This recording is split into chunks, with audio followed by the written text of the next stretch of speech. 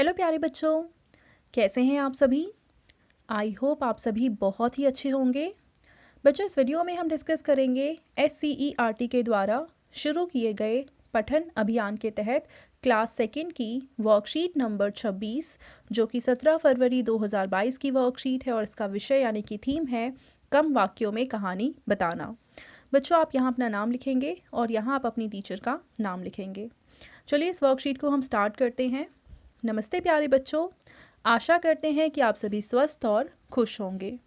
बच्चों, जिस प्रकार आपके माता पिता आपके भोजन, कपड़े, रहने के लिए घर संबंधी ज़रूरतों को पूरा करते हैं, ठीक उसी प्रकार पशु पक्षी भी अपने बच्चों का पालन पोषण तथा उनका ख्याल रखते हैं।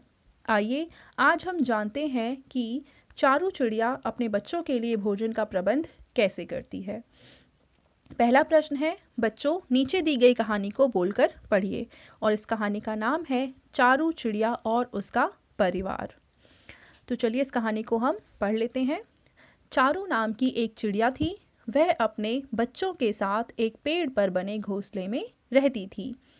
चारू चिड़िया रोज सवेरे अपने बच्चों के लिए भोजन की खोज में निकल जाती थी।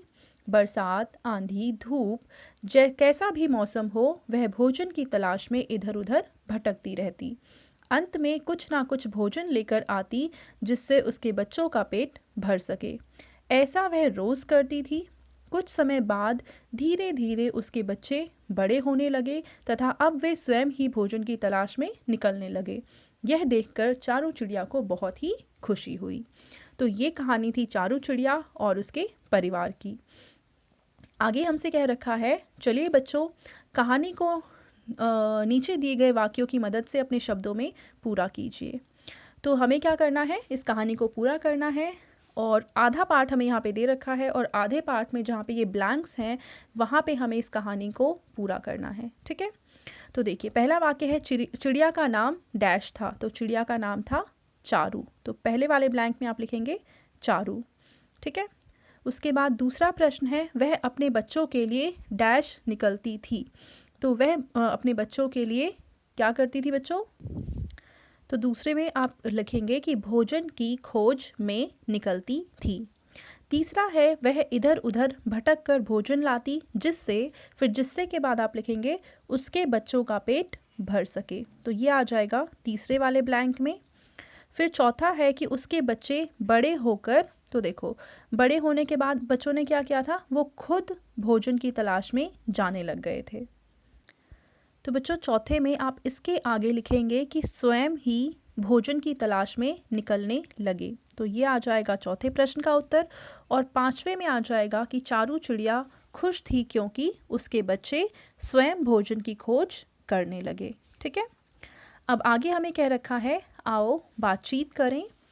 और बच्चों आपको यहाँ पे एक चित्र दे रखा है। इस चित्र को देखकर आपको ये इमेजिन करना है कि जो लड़की है वो क्या सोच रही है।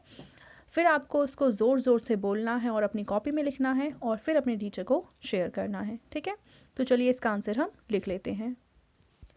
तो बच्चों ये जो लड़की है, इस चित्र को देखकर वो ये सोचती है कि वाह, ये जगह कितनी अच्छी है, यहाँ का खाना भी बहुत अच्छा है।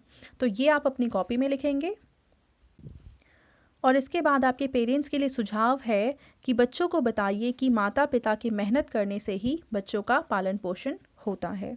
तो बच्चों ये थी आज की हमारी हिंदी की वर्कशीट एंड आई होप आप सभी को ये वर्कशीट बहुत ही अच्छे से समझ में आई होगी। और बच्चों अगर आपको वीडियो पसंद आई है तो उसको ज़रूर लाइक करें, अपने फ्रेंड्स के साथ भी शेयर करें और इस चैनल को सब्सक्राइब करना बिल्कुल ना भूलें। Thank you.